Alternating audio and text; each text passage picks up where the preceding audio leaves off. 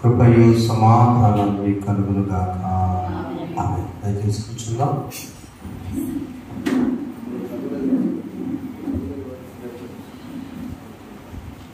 రేపటి దినము మెడుపుల ప్రసన్న వాక్యం చదువుతారు. అలాగే మార్తం గారు ప్రార్థన నటిస్తారమ్మా, చెప్పండి. మార్తం గారు వేడుకొండ మార్తం గారు ప్రార్థన నటిస్తారు. మరి కీర్తన గ్రంథాలు కూడా సిద్ధపరచంగా మనం చేస్తున్నాం. ప్రభునామమున చేరిన మీరందరికీ సాయంకాల శుభములు, వందనాలు, ప్రేస్తున్నాం. దేవుని స్తోత్రం. ప్రేస్తున్నాండి.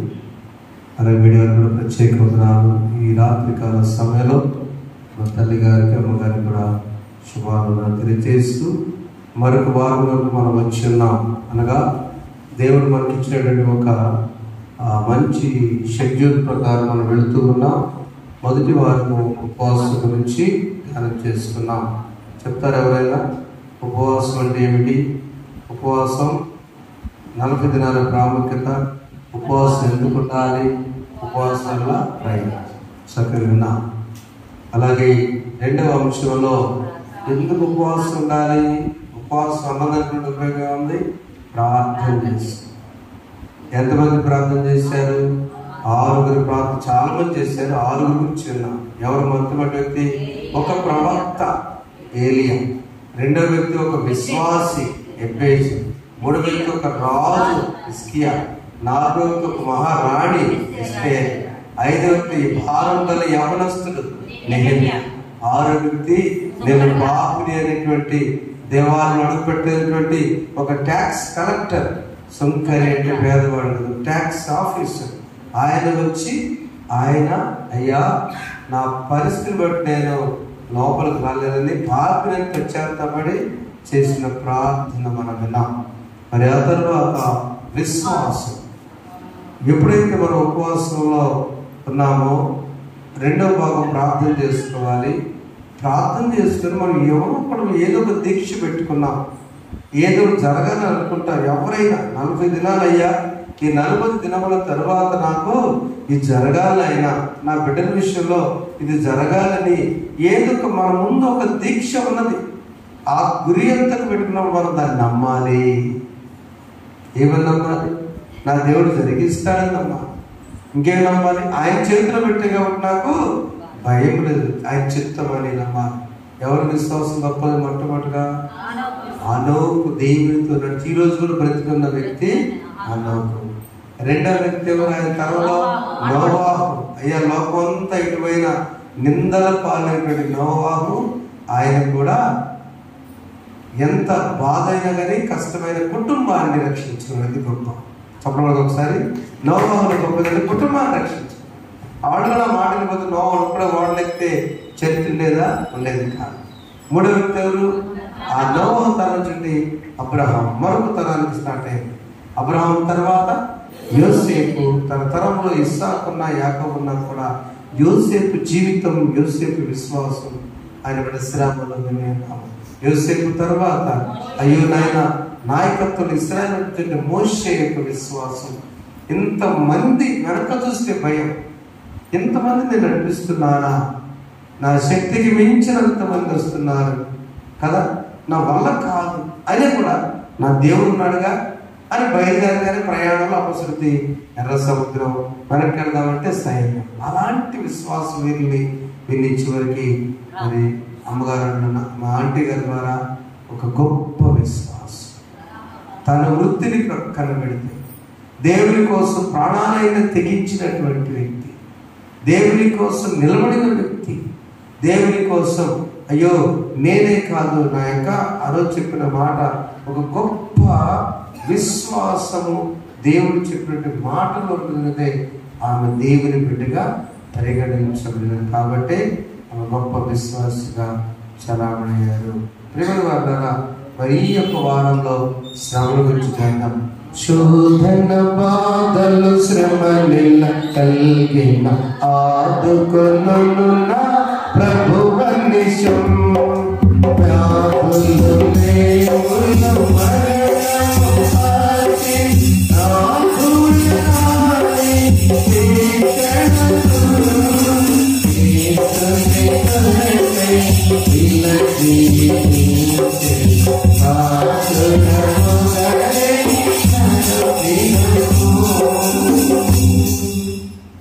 యాకోబు పత్రిక 5వ అధ్యాయం, భక్త కోటికి యాకోబు రాసిన పత్రిక 5వ అధ్యాయం 10వ వచనాన్ని చదువుకుందాం.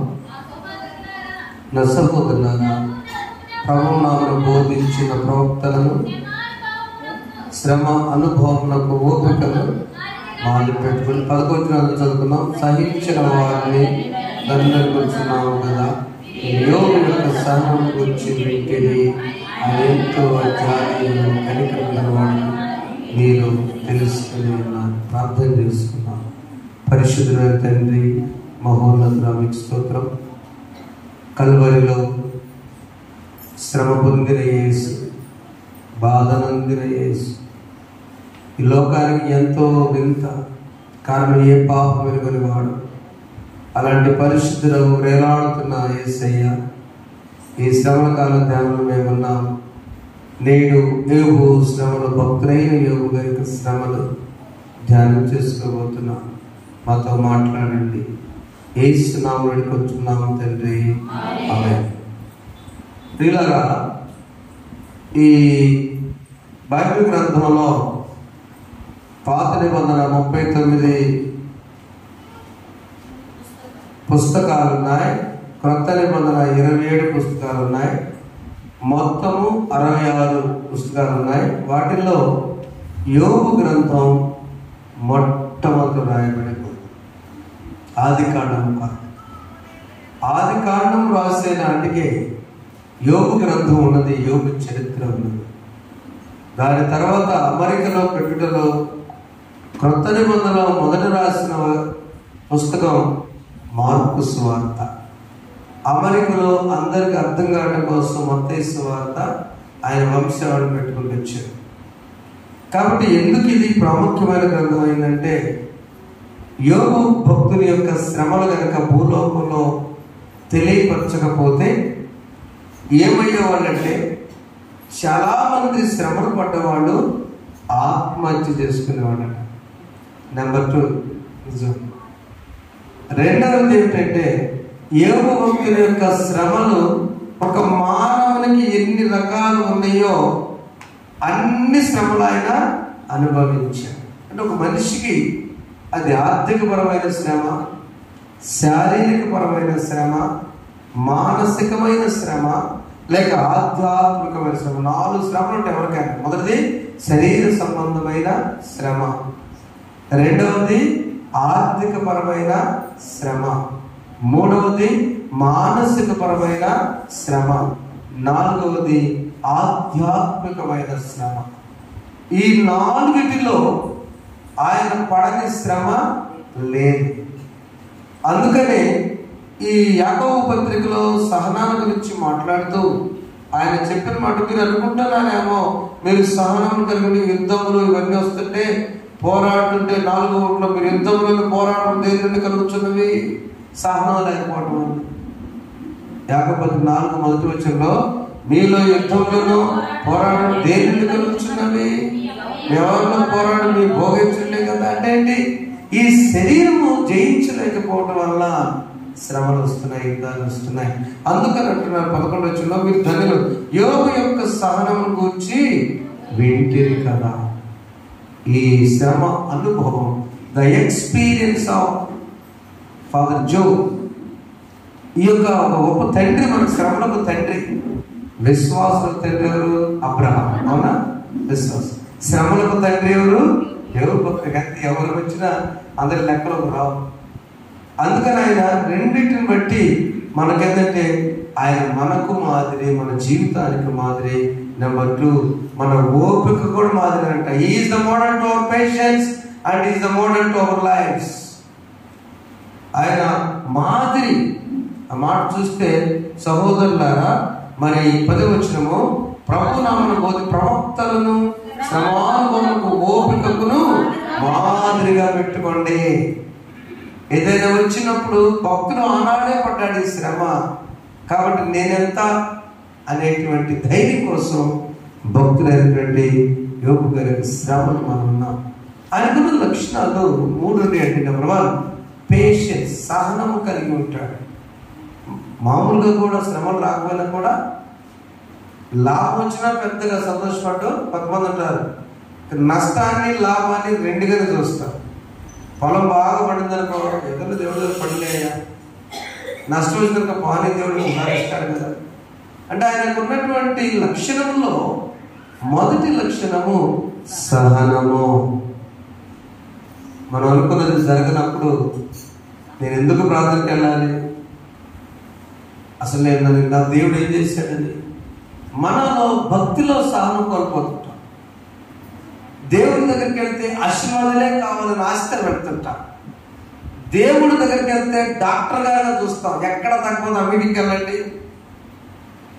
దేవుడి దగ్గర పిల్లలు పుట్టించే డాక్టర్గా కాదు, సంతానం ఇవ్వాలన్నా, ఆ రోజు అద్భుతకారం జరిగించాలన్నా, చనిపోయిన వారు తిరిగి లేపినా. ఎందుకంటే దేవుని రాజ్యాన్ని మీరు తెలుసుకోవడానికి ఆయన శక్తివంతులను తెలుసుకోవడం చేశారు. చనిపోయిన లాజరు మళ్ళీ బ్రతికాడు కదా, మళ్ళీ చచ్చిపోలేదా? చనిపోయాడు మన అంతే. ఏమంటారు? యేసు శక్తివంతులను తెలియపరచడానికి మాత్రమే అద్భుతాలు సూచక్రియలు జరిగించున్నాడు. అందుకు భక్తులు చెప్పిన మొదటిగా ఆయనకున్న లక్షణము సహనము. రెండవ లక్షణము జాలి. జాలి ఎవరి మీద పడ్డాడు తెలుసా? మీరు మంచి వెరీ గుడ్.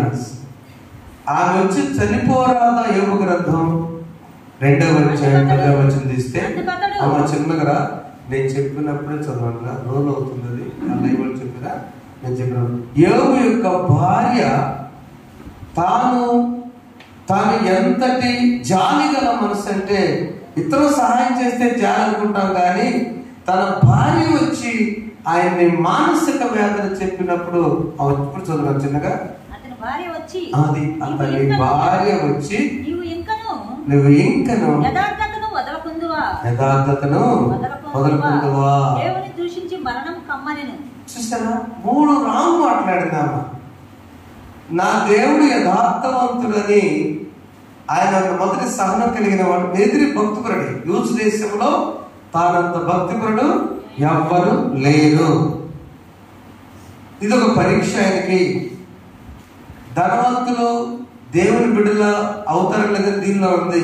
అబ్రహాము ధనవంతుడు, దేవుని బిడ్డ. అవునా? చాలా పశుపతులు ఉన్నాయి.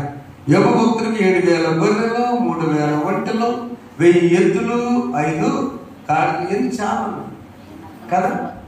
ఎవరు లేదు. 1160 అంటే ఆయన సోదరుడు 1160 జీవాలు ఉన్నాయి ఆయనకి. అలాంటి వ్యక్తి కూడా భక్తిగా జీవించేవాడు ఆయన. అలాంటి వ్యక్తుడు ఏమన్నాడు? నా దేవుడు యథార్థవంతుడు. అంటే ఏమంటుంది? నీ దేవుడు యథార్థవంతుడు. యథార్థ పడుకుని ఊదులాడతావేంటయ్యా. రెండవది ఆయన దూషించు, మూడవది నువ్వు చచ్చిపో. మానసిక వేదన కలిగిన. అందుకనే ఆయన జాలి కలిగిన మనసు. యేసు ప్రభు కూడా మనం రమ్మంటున్నప్పుడు పాట పాడుకున్నాం. జాలి చేత తన హస్తముల జాతీయున్నాడు. జాలి చేత తన హస్తముల జాతీయున్నాడు.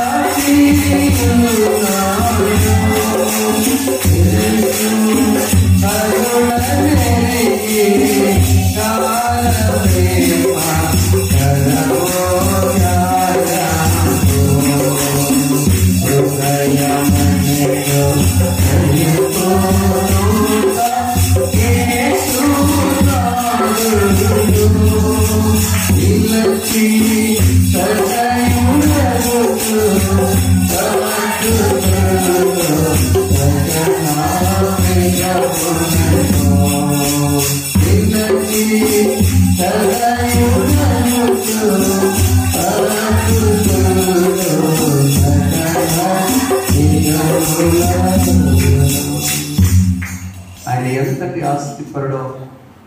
760 జీవాలంటే 1150 జీవాలంటే 1150 నోరు లేని 10 మాట్లాడే జీవాలంటే 7 కొడుకులు 3 కుమార్తెలు. యోబు గ్రంథం 2వ వచనం. అతనికి 7 కుమారులను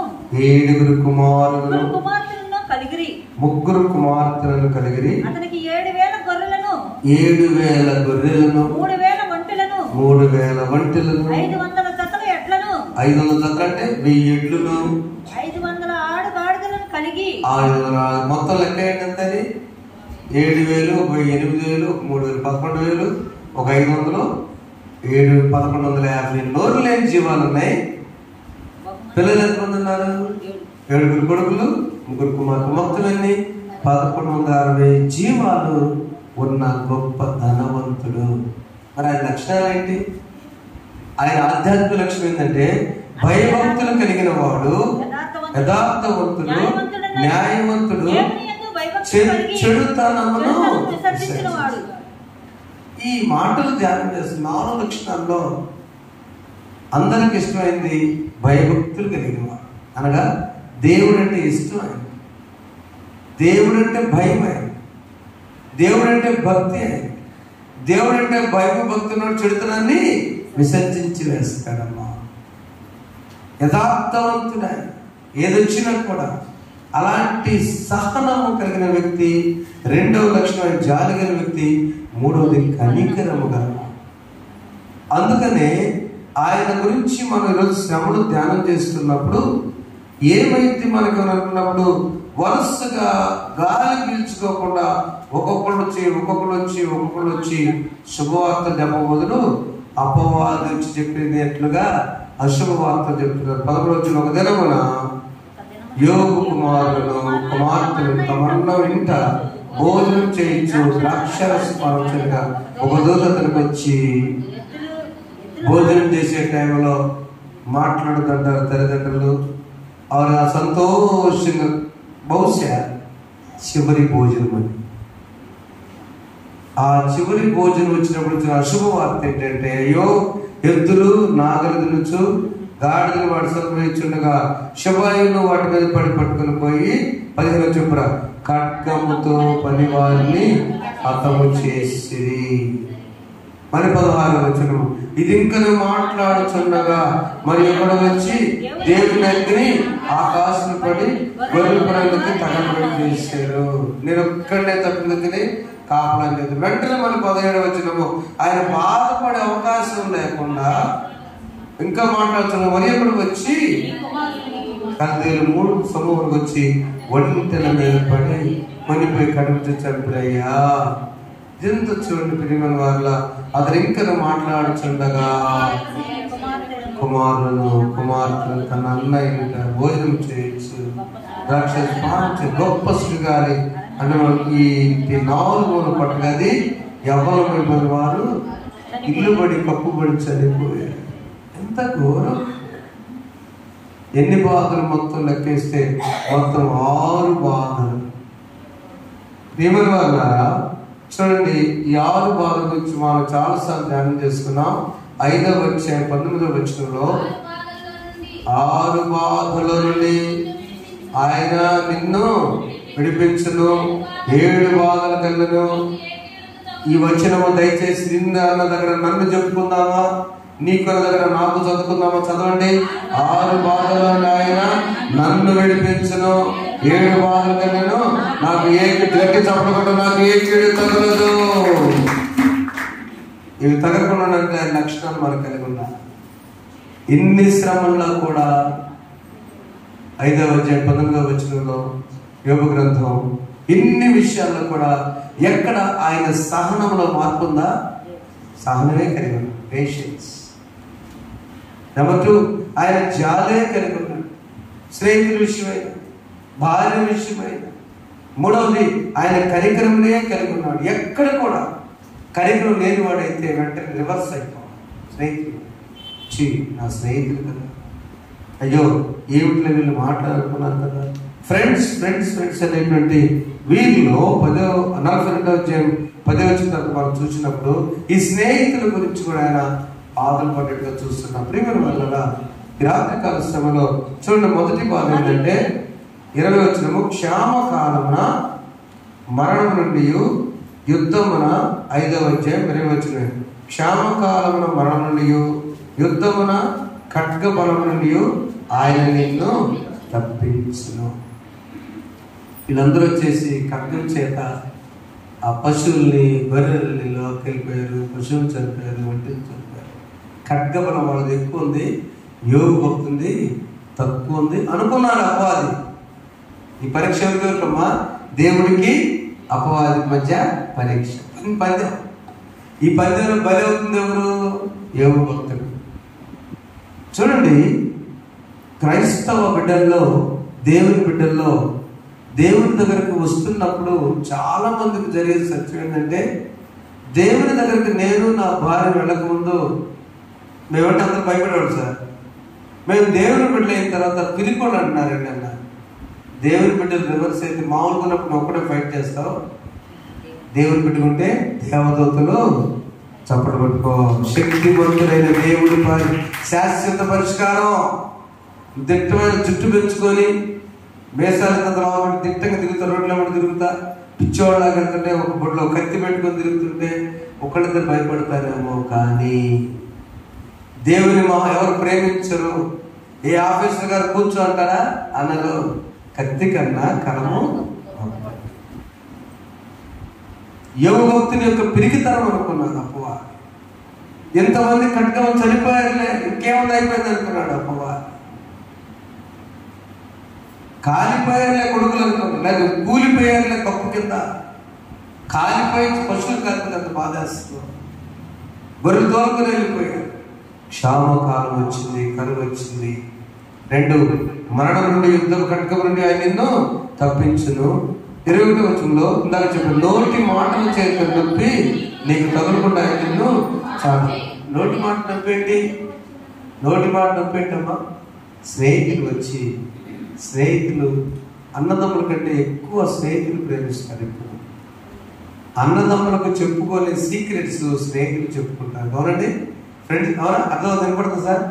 అన్నదమ్ములకి, అక్క చెల్లెండ్రికి, తల్లిదండ్రులకి చెప్పుకోని రహస్యాలు, బాధలు స్నేహితులు పంచుకుంటారు. కానీ చివరికి ఆ స్నేహితులు ఏం చేశారంటే ఆయన నిందించి నోటి మాటల చేత కలుగు నొప్పి నీకు తగలకుండా నిన్ను చాటు చేయను. ప్రళయం వచ్చినను. ఏ ప్రళయం వచ్చింది? ఊడ్చుకుపోయాడు ఆయన అంతే. మనోడు బలి తిరుగుతారు, ఆడవాళ్ళు బలి గొప్ప, మనవులు ఎవరు తిట్టట్లంట.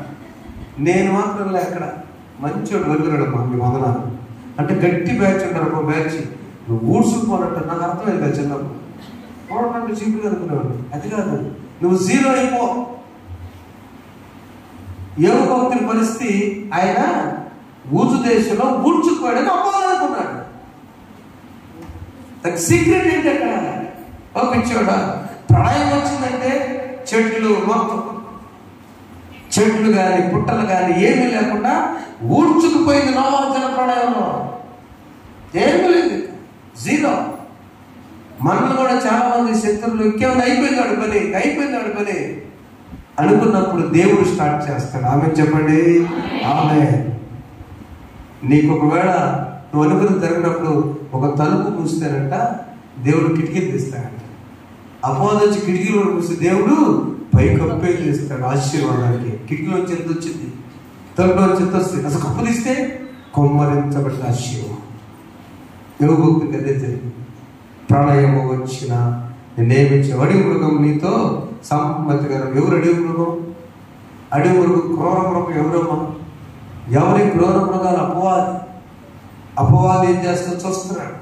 అడవి మృగం అంటే చూడటానికి వికారంగా ఉంటుంది.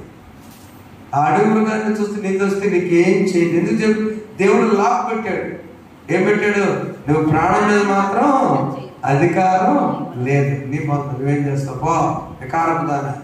అడవి మృగము, అందుకని ఖడ్గ మృగములు అపవాది స్థాపిస్తాయి. అచివురికి వచ్చినప్పుడు నీ నేల క్షేమ నివాసమని నీకు తెలిసినను, నీ ఇంటి వస్తువులు నీకు లెక్క చూడగా ఏదియో పోయిన. ఆమె చెప్పండి, ఆమె. ఏం బాధ అదేంటే లెక్క చూసుకుంటే రెండంతల ఆశీర్వాదం. ఎప్పుడు రెండంతల ఆశీర్వాదాలు వస్తాయంటే యోగ భక్తులకు ఉన్నటువంటి ఒక విశ్వాసం శ్రమలో కూడా ఆయన ఒకే ఒక 20 వచ్చారు చూడండి ఒకసారి. 23 వచ్చే 10 వచ్చంలో గ్రంథంలోనే ఆయనకున్నటువంటి ఈ మాట మనం ధ్యానం చేస్తున్నాము. చదువుదాం కట్టమా. నేను నడుచు మార్గము ఆయనకు తెలియను, ఆయన నన్ను శోధించిన తరువాత. ఇక వాడు నువ్వే వాడవు, ఎప్పుడు పాడతావు కదా. నేను వెళ్ళే మార్గము నా యేసుకే తెలియను, వెళ్ళే మార్గము నా యేసుకే తెలియను.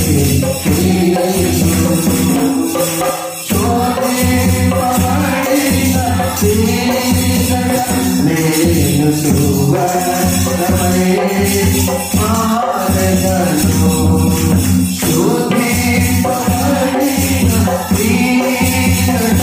నేను సువర్ణమై మారగను, వెళ్ళే మార్గము నా యేసుకే తెలియను.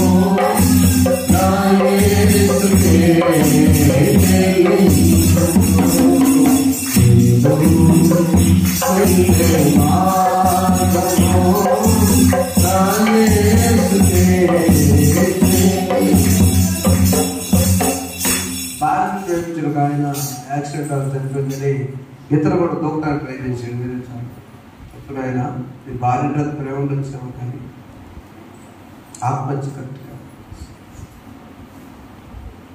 బిడ్డలందరూ కూడా ఆ విధంగా పడి చచ్చిపోయినప్పుడు ఏ తల్లిదండ్రులు కూడా ఎవరు కూడా నేను మాత్రం ఎందుకు బ్రతకాలి దేవా, నన్ను తీసుకోవచ్చు కదా. జనరల్గా ఎవరైనా అంటారు, తల్లి ముందు కొడుకు చనిపోయినా, తల్లి ముందు బిడ్డ లేదని జరిగినా ఏమంటున్నాడు, వారికి ఆయుష్ ఉందయ్యా, మమ్మల్ని తీసుకుపోయాడు. అగ్నిలో నేను పడిన, జలము లాంటి ప్రవాహాలు వచ్చిన, కబురు మీద కబురు, శ్రమల మీద శ్రమలు, కాల్చిపోవడం అనేటువంటి ఆ అధ్యయనం చదువుకుని వచ్చినప్పుడు ఆయన ఒకటే మాట్లాడు, ఏమన్నాడు, నేను సువర్ణముగా మారుతాను. చప్పట్లు గట్టిగా నా సోదరి సోదరులారా, ఈ శ్రమల కాల జ్ఞానంలో నీకు ఏ శోధన వచ్చినా నీవు మెరుగు పెట్టుకున్నావు మీ భాషలో చెప్పుకోండి అంతే. అవునా? బంగారం తీసుకెళ్ళినప్పుడు మెరుగు తీసుకుంటే వద్దండి, మళ్ళీ అంట వద్దు నన్ను కరిగి తీసుకుంటావుగా, ఎట్నే ఉంటా అనుకుంటు ఏం చేస్తారు, ముందు ఫస్ట్ కాలుస్తారు, పట్టాలైతే ఫుల్ కాలుస్తారు, బంగారం చాలా లైట్. ఆ కాల్చిన తర్వాత ప్రాసెస్ నల్లగా అవుతుంది. అది అతుక్కోవాలంటే ఖచ్చితంగా కొంత బంగారం ఏమంటావమ్మా అంటారు, అయ్యా కొద్ది బట్టి ఒక చిన్నగా అయ్యి అంటారు. ఆ కాల్చి పెట్టిన తర్వాత మనం పెట్టుకోకూడదు కాదు, దాన్ని మళ్ళీ ఆయన చాలా చేస్తాడు.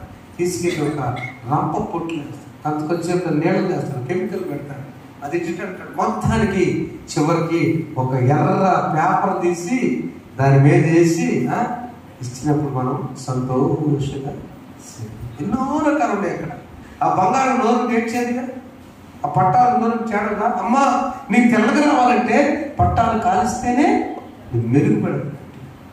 ఈ శ్రమల కాల ధ్యానాల్లో 40 దినాల్లో 40 శ్రమలు వచ్చినా భయపడద్దు. ఇక్కడ ఎన్ని వచ్చినాయి? 6 బాధలు కలిగినను, అది 6 బాధలు ఆయన నన్ను విడిపించు, నిన్ను కాదు, ఎప్పుడు నిన్ను నన్ను విడిపించు. ఆమె 7 బాధలు కలిగినను నాకు ఏ కీడును. ఇది యోగు భక్తుని శ్రమంలో సారాంశం. చివరికి ఆయన చరిత్ర ఆశీర్వాదంగా ముగించింది. 42వ అధ్యాయం. అందరూ తీయండి బైబిల్ దయచేసి. యోగు గ్రంథము 42వ అధ్యాయం. ఆ చెప్పిన మాటలు దేవుడిచ్చినటువంటి గొప్ప వాగ్దానం అందరూ కూడా వచ్చి, అయ్యో 11వ వచనం చదువునారా, అప్పుడు అతని సహోదరులందరూ 10 కూడా చదువుదామా. మరి యోబు తన స్నేహితుల నిమిత్తము ప్రార్థన చేసినప్పుడు యోబు అతని క్షేమస్థితిని మరలా అతనికి కలిగి. ఇప్పుడు ప్రార్థన ఫ్రెండ్స్ చేస్తారా, యోబు చేశారమ్మా? ప్రేమని వారు శ్రమలో ఉన్న వాళ్ళే ఇంతకుముందు బాగా ప్రార్థన చేస్తారు. అవునరా? ఆపరేషన్ చేయించుకున్న వాళ్ళే అయ్యా నాలాంటి బాధ ఎవరికి ఉండకూడదని ప్రార్థన చేస్తారు. నష్టపోయిన వాళ్ళే అయ్యా వాళ్ళకి నష్టం జరగకూడదని ప్రార్థన చేస్తారు. వేదన పడ్డవారే అయ్యే వారికి వేదన పట్ల ప్రార్థన చేస్తారు. శారీరక శ్రమ ఆయన జబ్బు చేసింది. ఆ 4 శ్రమలు ఆయన. రెండవది ఆర్థిక శ్రమ, ఆస్తి అంతా హరించుకుంది. మూడవది మానసిక శ్రమ, ఎంతో ప్రేమించిన స్నేహితులు పొడుపు మాటలు అన్నారు, భార్య కూడా అన్నది. చివరికి ఆధ్యాత్మిక శ్రమ, దేవుని నుంచి దూరం అవ్వాలా, దేవునికి దగ్గర అవ్వాలనే పరిస్థితులు చివరికి వచ్చినాయి. మరణించవచ్చుగా ఆ దేవుని దూషించి ఆధ్యాత్మిక శ్రమది. అప్పటి వరకు శారీరక, ఆర్థిక, మానసిక శ్రమే, కానీ చివరి పెట్టు కూడా దేవుని దూషించి. మనకు కూడా కొన్నిసార్లు ఆ పరీక్షలు వస్తాయి. ఎందుకు నువ్వు చర్చికి వెళ్ళి ఏం ఒరిగింది? నో బ్రదర్, సహోదరుడు, అన్నగారు, తమ్ముడు గారు, ఎవరొస్తున్నా దేవుడు చెప్పిన మాట, సహోదరులారా, బిడ్డలారా, కుమార్తెలారా, దేవుడు నాకేం చేసిన అనుకోదు. నేను సజీవంగా ఉంచటమే నీ అదృష్టం. నీకు ఈ స్థితి ఇవ్వటమే దేవుని చిత్తం. దేవుని చిత్తం అంతే. ఓ సందర్భం చెప్తా, 2 నిమిషాలు. అందరూ పుట్టి వదిలేస్తే పిల్లలు ఏదైనా పుట్టగానే చివరి పుట్టిన ఆయనకి చేతులు లేవు, కాళ్ళు తీసిపట్టి బయటపడేసి చెవులు పుట్టి ఆ చెవులు చచ్చిపోతే వదిలేసి చివరికి 1 కాలు వెళ్తుంది, వదిలేసేసి 2 చేతులు 2 కాళ్ళు, ఆ ఒక్క కాలు ఎట్టుంది, అది ఇంత పుట్టాడు. ఏం చేయాలా? వదిలేసి చెవులు. ఆయన దేవుడు ఎంత కరుణించాడంటే, ఆయన కరుణించి ఎవరు ఇలా పెంచి మళ్ళా ఏమనుకుంటారని చెప్పేసి పాలిచ్చి తీసుకొచ్చి పెంచిన తర్వాత ఈ రోజున ప్రపంచంలో గొప్ప ప్రసంగికుడు నిక్ 10th క్లాస్లో 2 చెప్పకుండా ఒకసారి 10వ తరగతిలో యాటిట్యూడ్ ఇస్ ద ఆల్టిట్యూడ్ ఉంది కదా, attitude is the altitude. English పాట వచ్చాడు బ్రహ్మాండ స్టేడియం, మొన్న 2 ఏళ్ళ క్రితం మీటింగ్ కూడా పెట్టాడు కదా. ఆయనే ఒక్కడే తలదూకుంటాడు, కుక్కర్ పెంచుకుంటాడు, ఏం చేస్తాడు, నవ్వు కూడా చూసుకున్నాం. ఇంకేమైనా ప్రపంచం ప్రేమల దేవుని బిడ్డలారా, ఆయన ఈ లోకం దృష్టిలో నిక్కని నెట్లవరితో వస్తారని చూసుకున్నాడు. ఈ లోకం దృష్టిలో మనిషి కాదు. కానీ ఇప్పుడు దేవుని పట్టుకున్న తర్వాత, దేవుడు ఆయన పట్టుకున్న తర్వాత ఆయన ఎలాంటి శ్రమలో చెప్తున్నాడు, బ్రదర్స్, అంగవైకల్యం సరిలేని వారులారా, ఏడు మనం అందరికంటే హీరోలమే, ప్రభుతో ఉండండి అని చెప్తాడు. ఆయన స్వరం బాగుంటుంది. దేవుని కలిగి ఉండండి. ఈ రాత్రి ఆర్థిక సమస్య, అనారోగ్య సమస్య, శారీరక సమస్య, కుటుంబాల్లో మానసిక సమస్య, ఆధ్యాత్మిక సమస్య, చివరికి అమ్మగారు చెప్పారు, ఒకసారి గుర్తుకోలేదు, మరణము వచ్చినా కూడా నాకు 7వ బాధ ఏంది, మరణము వచ్చినా నాకేం కాదు. యోగు వాళ్ళందరి కోసం ప్రార్థన చేశాడు. యోగు భక్తి మరియు యోగు నాకు పూర్వం కలిగిన దానికంటే 2 యెహోవా అతని దేవుడు మీకున్న శ్రమల్లో మిమ్మల్ని సువర్ణంగా మార్చి 2 ఆశీర్వాదాలు దయచేయునుగాక. ప్రార్థన చేసుకుందాం. శోధన బాధలు శ్రమల కలిగిన ఆదుకొనునా ప్రభువనిశం, వ్యాధులు లేమును మరణము వాచి నాకుడేనా నిరీక్షణలు, యేసుని కొరకై నిలచి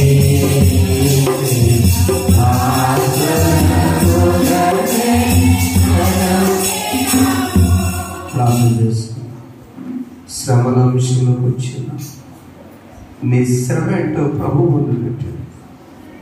క్లియర్గా పెట్టడం ఆయన యోగు భక్తుల కంటే గొప్పవేం కాదు, తట్టుకోలేని పెట్టనున్నాడు ఆయన. పరిశుద్ధానికి స్తోత్రాలు. ఈ 4వ వారంలో మొదటి దినవ భక్తులైన యోగును ఆయన గురించి జ్ఞాపకం చేస్తాం. తన శ్రమలు, తన లక్షణాలు మాకు ఒకటైనా దయచేద్దాం. మా ఓపికకు మాదిరి తీసుకునే వారిని దయచేయండి. మేము వారిని మాదిరిగా తీసుకునే జీవితాన్ని దయచే దేవునికి స్తోత్రాలు. సహనము, జాలి, కనికరం ఇవన్నీ కలిగినటువంటి భక్తులుగా చేసేది. రోజు దేశమందు భగభక్తులైన వాడుగా, తండ్రి యథార్థవంతుడు, చెడుతలను విసర్జించువాడుగా వచ్చావు.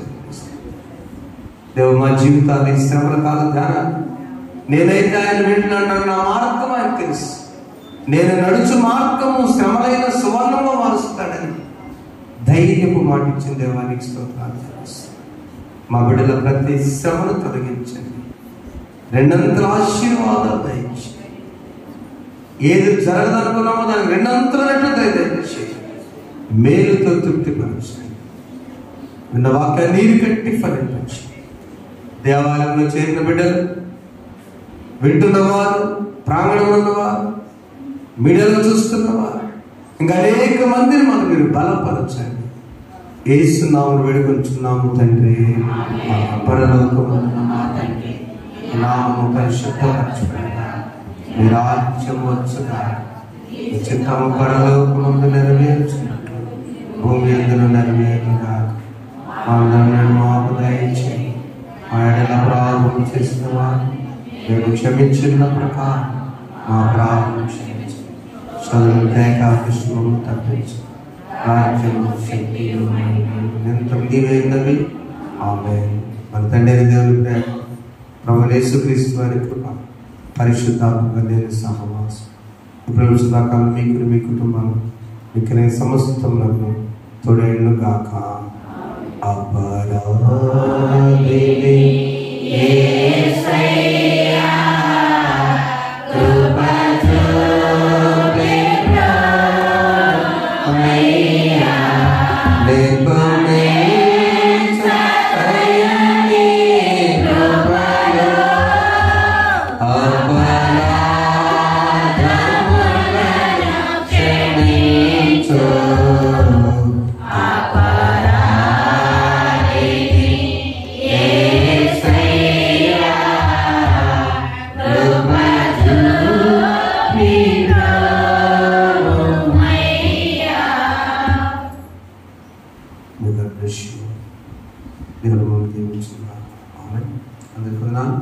రేపు 106వ కీర్తన మళ్ళా వరుసగా పెరుగు ధ్యానాల గురించి 106వ కీర్తన ధ్యానానికి కీర్తనకి సిద్ధపడాల్సిందిగా మనం చేస్తున్నాం.